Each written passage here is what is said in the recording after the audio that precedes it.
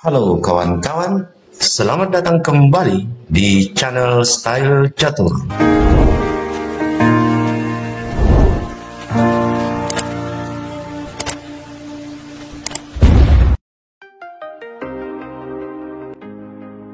Kali ini, kita akan memperlihatkan teknik permainan akhir dengan 3 kemungkinan posisi yang dapat terjadi dalam sebuah pertandingan catur. Tujuannya agar pemain putih tidak cepat mengambil keputusan untuk menyerah jika berada dalam posisi yang seperti ini. Walaupun terlihat hitam lebih berpeluang untuk memenangkan permainan, tapi putih harus berjuang dan tidak boleh menyerah karena di posisi seperti ini memungkinkan pemain putih untuk menahan remis permainan, bahkan bisa saja berbalik menjadi kemenangan. Sebelum lanjut, Style Catur mengaturkan ucapan terima kasih yang setinggi-tingginya kepada kawan-kawan semua yang telah mendukung dan mensupport channel ini, sehingga channel kita ini dapat terus berkembang dan tetap konsisten menghadirkan sesuatu yang menarik dan menginspirasi, sehingga dapat menambah wawasan kita semua dalam permainan catur. Bagi kawan-kawan yang baru menemukan channel ini, apabila menyukai video ini, silakan di-like, dan jika Anda tidak ingin ketinggalan video-video dari kami, silakan subscribe dan jangan lupa untuk mengaktifkan lonceng notifikasinya. Baiklah kawan-kawan, yuk kita lihat kemungkinan posisi yang pertama. Arah langkah dari pion sesuai arah tanda panah, dan putih mendapat giliran untuk melangkah pertama. Di sini terlihat putih memiliki bidak petak C6, dan 2 langkah lagi akan menuju promosi. Namun raja hitam selangkah lagi akan mencaplok bidak putih ini. Sementara hitam juga memiliki bidak di petak H5, dan posisi raja putih terlihat mustahil untuk mendapatkan bidak hitam di H5 ini. Namun sebenarnya putih dapat menahan remis permainan di posisi seperti ini. Langkah jitu apa yang harus dilakukan oleh putih? Yap, dimulai dengan raja ke G7. Di sini hitam memiliki beberapa kemungkinan langkah, mendorong pion atau melangkahkan raja. Kita lihat dulu, jika hitam mendorong pionnya maju ke H4, maka kita langkahkan raja ke petak F6. Di sini, kemungkinan langkah dari hitam terus mendorong pionnya atau raja mendekati pion di C6. Semisal di sini, hitam mendorong rajanya ke petak B6, mendekati pion. Maka kita teruskan dengan langkah raja ke petak E5. Jika hitam memutuskan raja pukul pion C6, maka kita arahkan raja ke petak E4, mengejar pion hitam. Di sini raja hitam tidak mungkin melindungi pionnya, maka dipastikan pion akan maju ke H3. Lalu kita tinggal menggeser raja ke G3. Pion ke H2 adalah langkah yang sia-sia, karena di sini raja putih akan memukul pion H2 ini, dan permainan dipastikan akan berakhir remis. Kita mundur sedikit. Setelah putih melangkahkan raja ke petak E5, tadi sudah dilihat, jika raja hitam pukul pion C6, permainan akan remis. Bagaimana di sini? Jika hitam membalas langkah raja putih dengan pion ke H3, bergerak maju untuk mendekati promosi, maka kita jangan melangkahkan raja ke petak F4 seperti pada langkah sebelumnya, tetapi kita langkahkan raja putih ke petak D6, memberi perlindungan untuk pion di C6. Jika hitam terus mendorong pionnya maju ke H2, maka kita balas juga dengan pion maju ke C7. Raja hitam ke petak B7 menghalangi pion promosi. Lalu kita bisa mendorong raja ke petak D7, tetap melindungi pion untuk promosi. Di posisi seperti ini, raja hitam sudah tidak bisa lagi membendung pion di C7. Jadi langkah terbaiknya, pion ke H1, promosi menteri. Lalu kita juga bisa mempromosikan pion kita menjadi menteri dan memberi serangan skak pada Raja Hitam. Raja Hitam bergeser ke B6.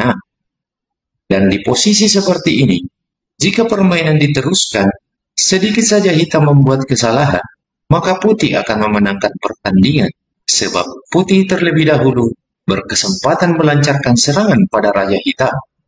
Jadi mau tidak mau, hitam harus mengajukan remis.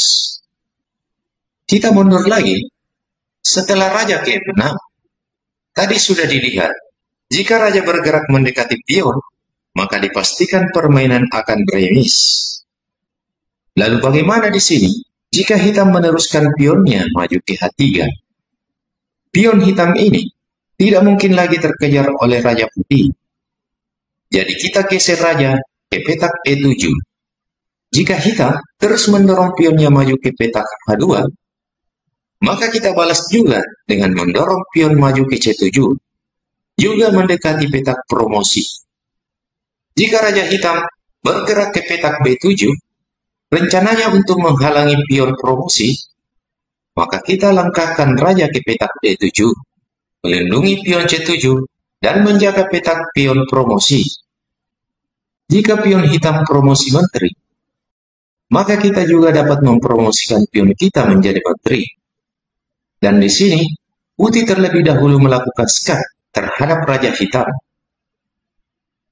Jadi kita mundur lagi, kita coba langkah yang lain.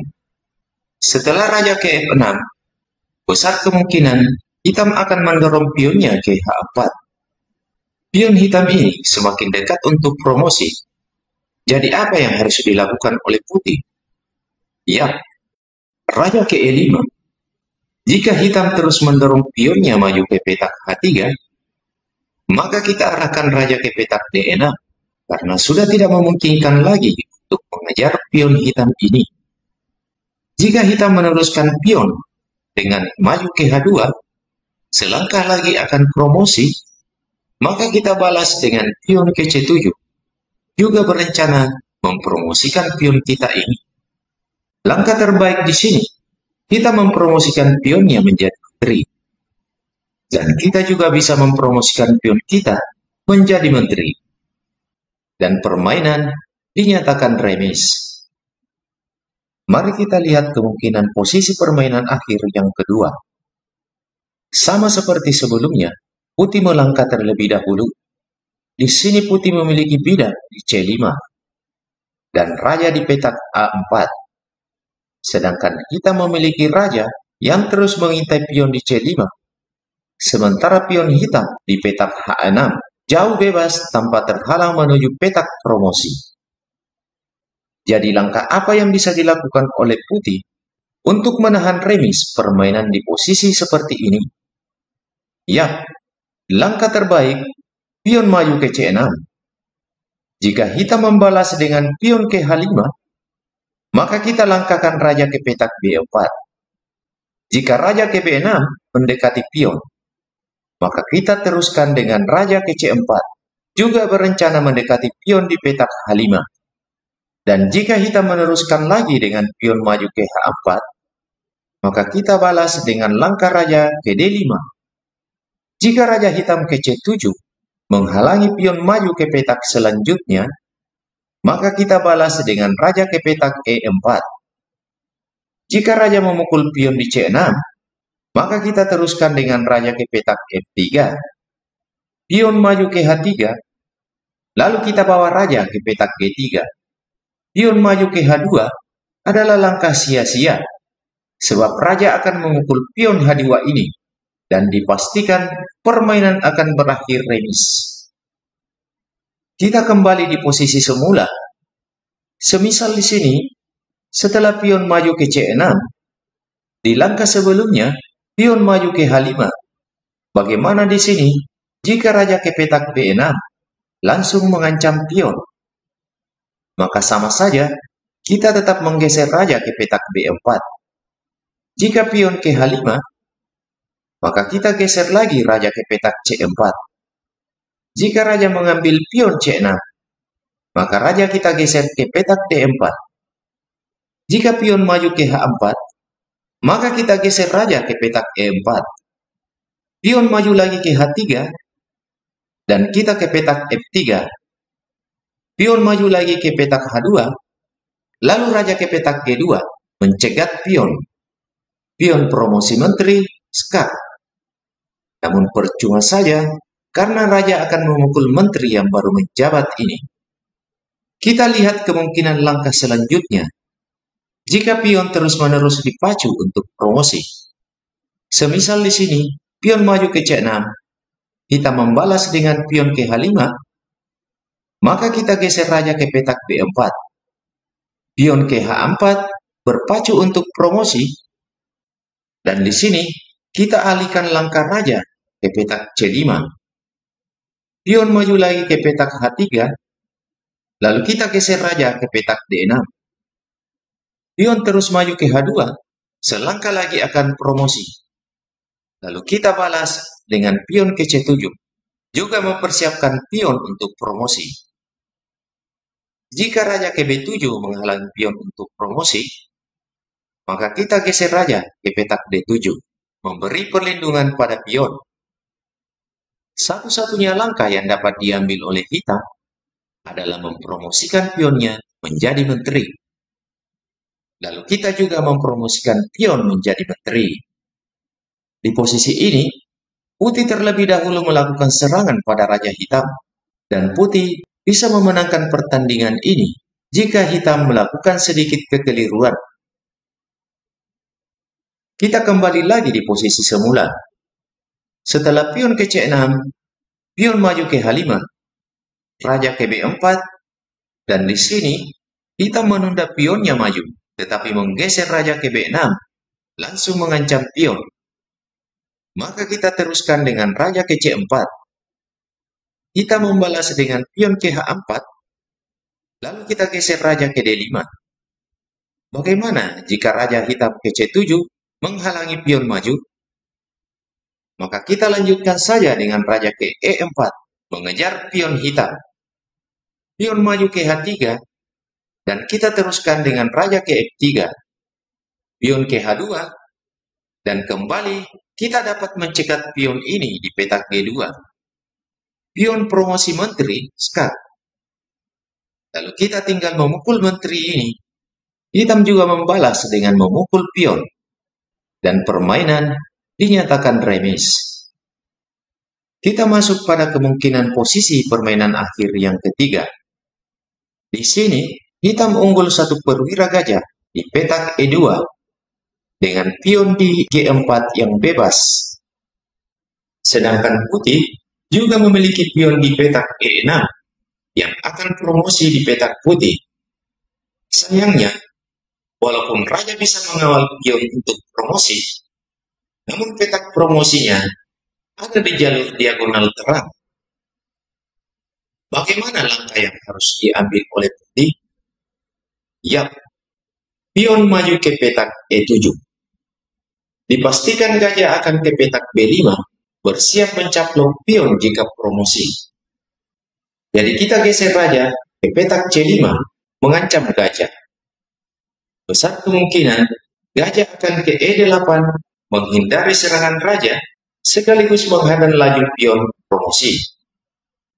Maka kita lanjutkan dengan raja ke D4, menghampiri pion bebas di petak G4. Pion maju ke G3, maka kita langkahkan juga raja ke E3. Gajah ke C6 bermaksud menjaga pion jika maju ke G2. Maka kita langkahkan saja pion ke E8, promosi menteri. Jadi terpaksalah gajah pukul menteri. Dan kita bisa meneruskan langkah dengan raja ke F3, mengincar pion G3. Dan dipastikan permainan akan menjadi remis, sebab hitam tidak mungkin menang hanya dengan raja tambah satu perwira gajah. Kita kembali di posisi semula.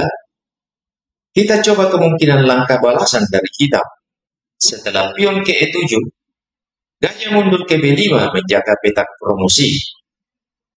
Raja ke C5 mengancam gajah, lalu gajah mundur ke E8 menyelamatkan diri dan menghadap pergerakan pion. Raja ke D4 dan pion ke G3. Raja ke E3 dan di sini pion diteruskan ke G2. Maka kita bawa saja raja ke F2 mengancam pion. Pastinya pion belum bisa promosi karena akan diambil percuma oleh raja. Jadi gajah ke C6 melindungi pion. Maka langkah yang sama, kita promosikan pion ke E8 menjadi menteri, langsung menyerang raja. Dan terpaksa gajah pukul menteri. Lalu kita balas dengan raja memukul pion G2. Dan di posisi ini, dipastikan permainan akan berakhir remis. Kita mundur kembali di posisi awal. Bagaimana jika setelah pion ke E7, gajah ke B5 mengancam pion, tidak promosi.